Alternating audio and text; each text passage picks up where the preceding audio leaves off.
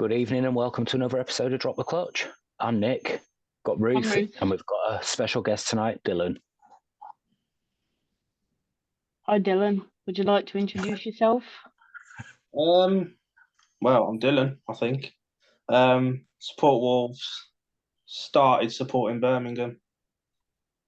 About it, really. I'm quite a boring person to speak to, so this should be fun. Well, we'll see where it goes. All right, we'll jump right in. I've got a couple of questions for you, so we'll go ahead. How did you get into watching Speedway in the first place? When I was younger, I went to Boys Brigade, so it was at the church up the road from me. And we was in our summer programme, 2013, I think it was, and they just took us to the Speedway for a night, got the smell in, and I was like, yeah, I want a bit of this. So Fair enough. 2014 season came, I left Boys Brigade, and I've never been back since because Boys Brigade was on a Monday and Wolves won on a Monday, and I was like, now I'm going to Wolves. And that was year like Ty Wolfenden and Piotr Pavlicki and people like that. It was a good year to get involved in Speedway. Well, not for my team, for obvious reasons. Yeah, I did get to go to Birmingham v Wolves before Birmingham went caboose there. What else have we got? Piece of paper. So, well, you've already mentioned which teams you support, but have you got any riders in particular that you like watching? Entertainment wise, obviously the Grand Prix riders, I haven't followed too many Grand Prix this year. But from the British side of things, or British Speedway, Pico's a good rider to watch. Brennan, Wolves, like around Monmore is a good rider to watch. Ben Cook, I kept a really close eye on last year because of the rumours he was coming to Wolves, and then we went and signed his brother instead. But yeah, he's an entertaining rider as well. And obviously Steph, because of working with him. I do like to watch Steph. That leads me nicely on to my next question. How did you get into managing Steph's social media? Long story short, I got in with Wolves first. I used to just post on the fan group a lot, and one of Chris Van Stratton's sons messaged me and asked if I wanted to help out on the Wolves social media about 2017. And that taught me everything, and I've actually stopped doing that now. But I met Steph about 4 years ago through a game we both play, like an online speedway league called British Speedway Sliders. And ironically enough, I'm racing in a meeting with Steph straight after recording this. So we got really close through that, and I messaged him just a couple of months into the season. I was like, it's really difficult to find pictures of Steph on social media, and I know it was starting to not annoy him, but sort of, you know, in my opinion, fan pages are the best pages for the fans to follow you. Like, you want to keep your personal social media for yourself, for family and friends and stuff. And when you've got a fan page, fans know they can go there and look at that. And I messaged him, I was like, do you want me to set up and run you a social media account? And he said, if you want to do that, go for it. So I set up his Facebook and his Instagram. And we work really closely together doing that now. And it has got us, like, we're good friends anyway, but it's got us, like I managed to, I don't know, like, I work really well with Steph, and I mentioned to Steph about coming on here to do an episode, and he said that he'd come and do it. And it's like, we work really well together because I know he ain't a fan of doing podcasts and stuff. So to get him to agree to come on a relatively new one like this was quite, something, because he ain't much of a fan of it. But then with all these manages to get, he has plenty of time for podcasts. That's much appreciated that you've put in a word for us. Oh, I was saying to you the other night, wasn't I? I'll have a word with him at the Birmingham Christmas party as well in a couple of weeks' time. Yeah, he's quite a shy person in person, though. He's a very shy person in person. He keeps himself to himself. But, just so he knows who one of the people is who is on it, because he knows my face from very far anyway. Talking about you anyway. Like, I don't really know Nick, so I couldn't tell him a lot about him. But I know I've told him that it's you, and he was like, he's really happy about like becoming a Birmingham asset now. So to do a podcast with a Birmingham fan and somebody who like is so invested in Birmingham, I think that was a big thing for him to sort of express his, what he feels about Birmingham as well, and becoming an asset of Birmingham. Well, that's good. I like the sound of that. Yeah, it's just what we want, isn't it? People that are passionate about the sport and about the clubs that they represent. You don't just want somebody that's there to collect a paycheck and, yeah, done my job now, whatever. He's brilliant with fans, Steph is. Yeah. Well, fair enough. Nick, have you got any questions for Dylan, or should we just have a conversation about the recent signings around the leagues?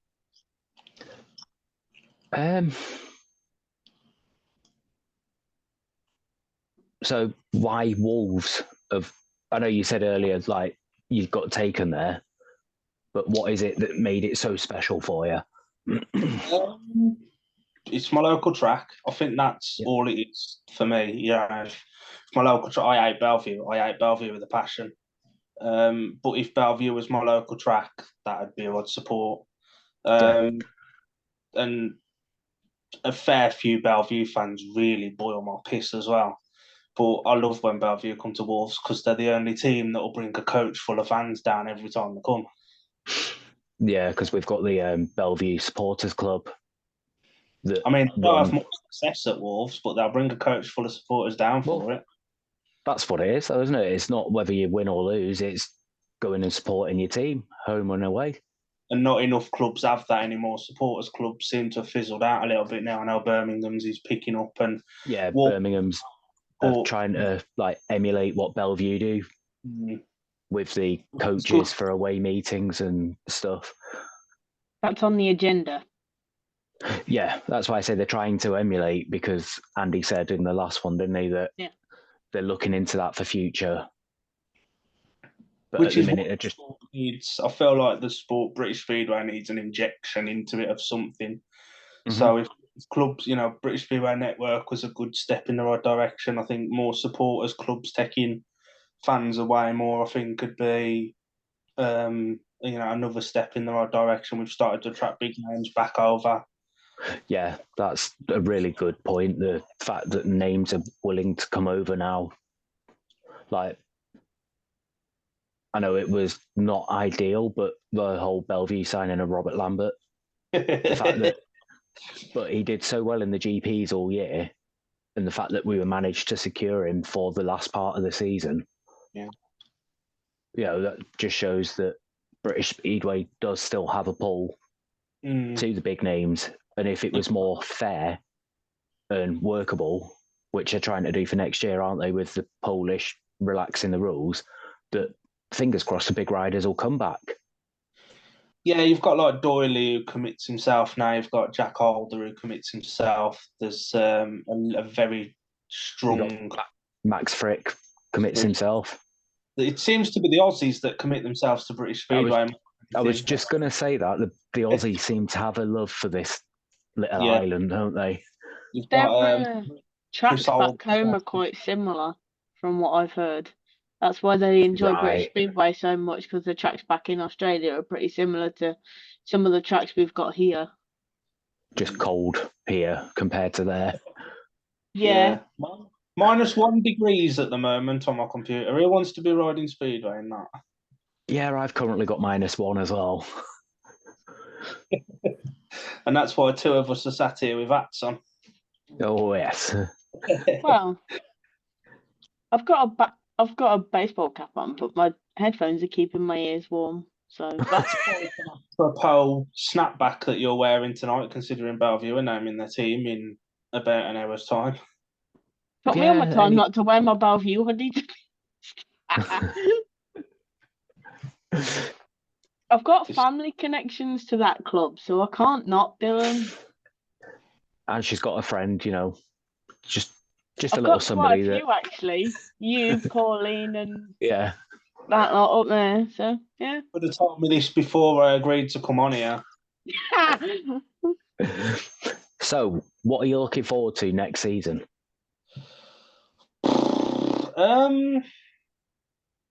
From a club point of view at Wolves, seeing Zach Cook, I think that's a step in the right direction at number 6. I think he's a good enough rider to learn the track. From a British Speedway point of view, you hear the rumours of Chris Alder coming back to Peterborough. Yeah. Everson's been linked with Peterborough as well. There's Anders Thompson's name floating around as well. You know, when you've got bigger names, you know, you've got riders on the move. Max Frickle looks so strange in Leicester Kevlars. He really will, won't he? Considering it'll be I can only ever remember him riding in red, black, and white. In Britain, anyway. It'll be good to see if by the time this goes out, it'll probably be confirmed. But if Bewley is back, that'll be good to have the next big thing from British Speedway back. Yeah, definitely. I think it'd have been nice to have had Woofy back, especially considering he's moving back over to England this year, next year to send his kids to school or whatever. But I can understand his reasoning for not wanting to do it at the minute. It'd be nice if Lambert came back again, even if he went to wherever. But it'd be nice to have the 3 main Brits back in Britain, wouldn't it? I think that's the difference between Robert Lambert and Ty Woofenden and Dan Bewley. Robert Lambert and Ty Woofenden will, you know, they sort of know that they're at a level and maybe not beneath them, but British Speedway is not up there with their targets at the minute, whereas Bewley just likes to ride his bike. He's just really enjoys racing his bike. And I think same as Tom Brennan. Yeah. And Tom just loves to ride. Yeah. And that's the way you get better, the more you ride, because there's tracks in this country that aren't going to prepare you for Grand Prix, the same as, you know, smaller tracks, Ipswich, Wolves, or, you know, very, very good tracks like Bellevue. You know, even Sheffield's a very good track. It's long, it's wide, it's got everything there. Speedway, whereas Poland and Sweden, the tracks are big, but you very rarely, especially in Sweden, you very rarely see passing on them. Yeah. Right. Are they gate and go tracks, are they? From the meetings I've seen, yeah. Poland has it. Right. They've got the big riders over there, but the tracks I personally enjoy watching a mix. You know, you've got the big, massive tracks of Berwick and Bellevue, and then smaller tracks like Eastbourne and Wolves. Yeah. You know, you've got a mix of everything here. They're good tracks for riders to cut their teeth on as well, and learn some track craft. I've noticed as well, because the way Dan Bewley rode Cardiff when it was pretty bad, that's because he's grown up like riding tracks in this country, and he's got that track craft to tackle anything. Well, he used to ride up in what is now called Northside, didn't he? Yeah, Derwent Park, yeah. Ironically, Northside is only half a mile down the road from the old Derwent Park site. Oh, is it really? Yeah. Is it Workington? Sorry. Yeah. Yeah. Yeah, he used to ride there. It's good news about them coming back. Definitely. Yeah. I can't wait to see that track finished with a stand and concessions and everything on it. And I think you'll have, I know it's only National League at the minute, but I think you'll have riders who probably thought they were above National League. Max Clegg, Drew Kemp. I know Drew Kemp's not got any offers at the minute on the table for the top 2 leagues. I wouldn't be surprised to see him go back to National League on a big average, but people would want him, and you know they're going to have a lot of riders wanting to ride at Northside. Yeah, of course, and the entertainment value as well of somebody like Kemp riding in the National League. You know, it's like Jack Smith for the Bellevue Colts. Very accomplished rider.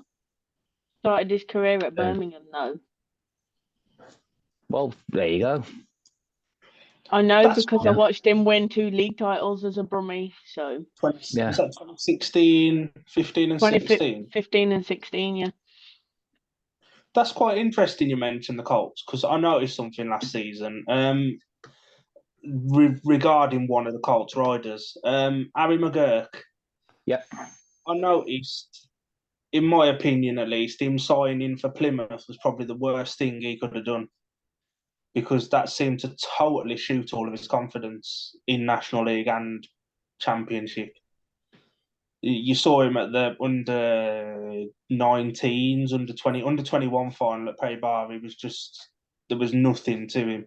And then he started by riders in the National League that he shouldn't be beat by. I feel like he's such a good rider, but I feel like sometimes taking that risk can have the adverse effect.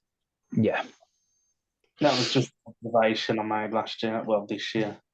No, that's a fair observation. I mean, I saw a few Colts matches. I didn't get to see all of the home ones. So I didn't actually get to see much of them with my job.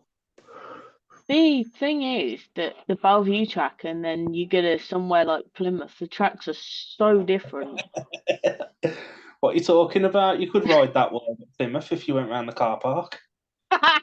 Yeah, something like that, yeah. Why have they got Evil Knievel jumps to go over the flaming hay bales? Only when they're not setting fire to them. Yeah.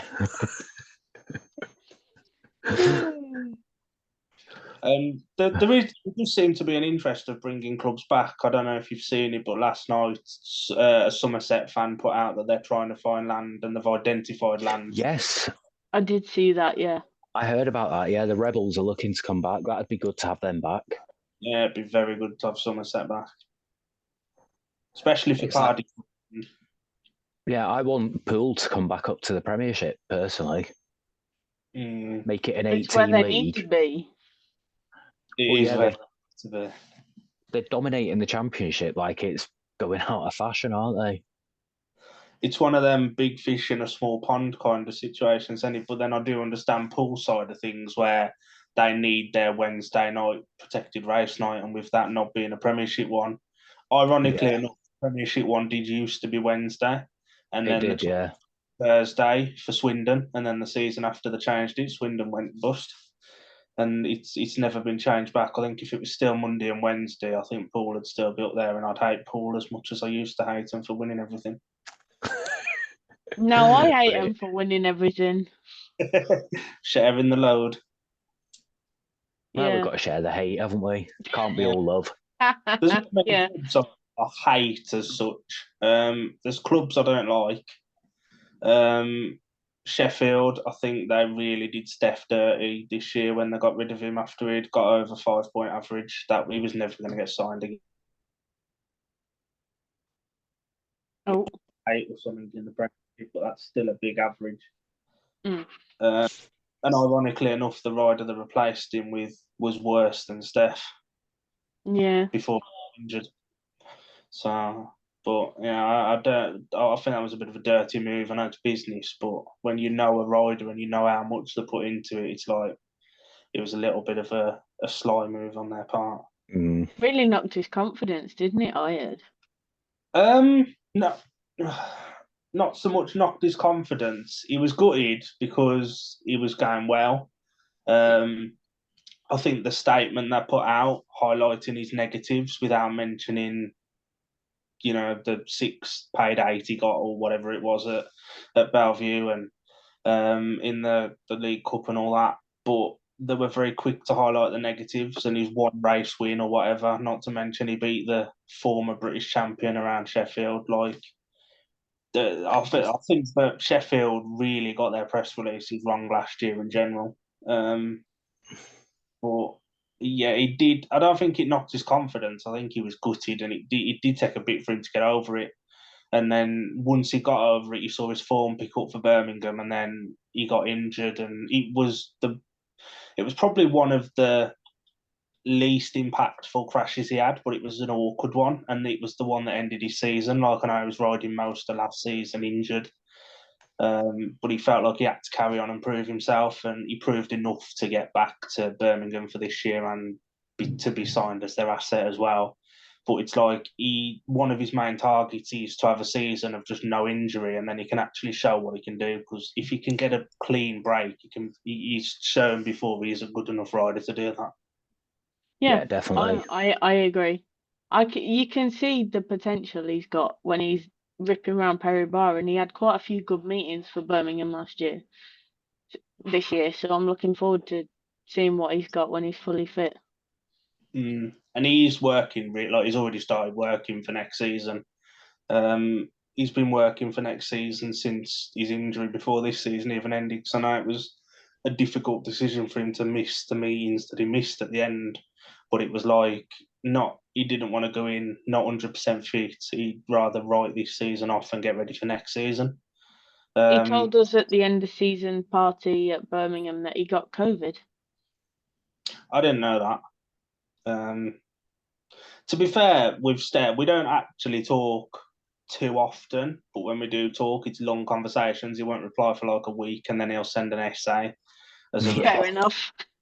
You got to try and read through every single subject and then read back up to see what you've said, and it's like, oh fucking hell. It can be a bit of a pain, but yeah, it is good to have such a close relationship and work with somebody that you're really good friends with like that. Yeah, no, it's awesome. And especially with him being a young and upcoming rider as well. I think he's been a little bit of a journeyman in the Championship. Like, this is one of the only clubs he's had successive season with, is Birmingham. Right.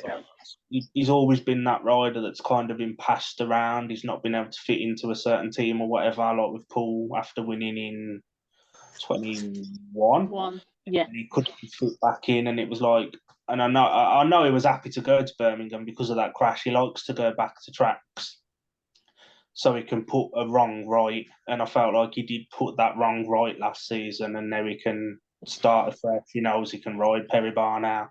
He knows what to expect with the track, and I do think he'll kick on this season coming up as well. Good news. Okay, I've had the pop-up about remaining meeting time, so if we want to wrap this up. Yeah, I'm quite happy to wrap. That was quite a fun conversation. And now I've got to go and do training for a meeting to start in 1 hour on STS.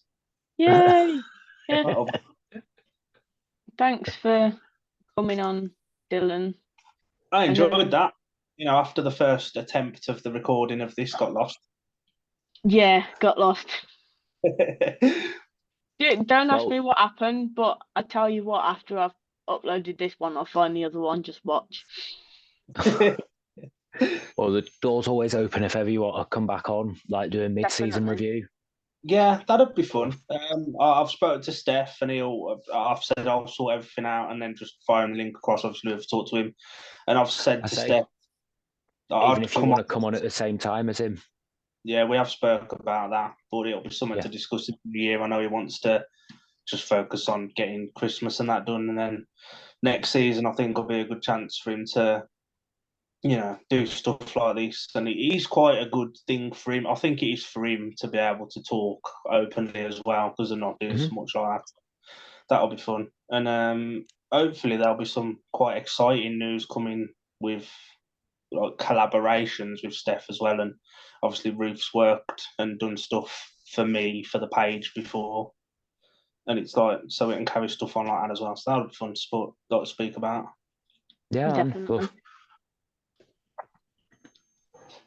Yeah, so if we don't see you before, have a good Christmas. Yeah. And you. No doubt we'll talk at some point on Facebook Messenger at one point or another. But scarily close to Christmas now, and then I got my birthday, and then it's like, oh fuck, New Year. Try and not blow myself up with fireworks, and then Speedway countdown starts. The winter's flying by, to be honest. It is when I'm not froze to my bed, because it's like it's -2 now. Oh boy. It's getting colder. I've literally got my gloves here to put on between races so that my fingers don't freeze before I get to the keyboard. I've just had a pop-up on my phone saying Norwich Bloodhorn is back at Bellevue.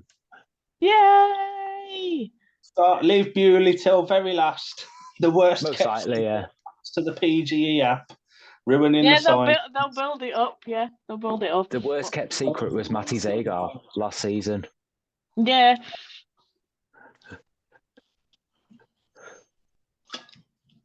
That was fun. I enjoyed that.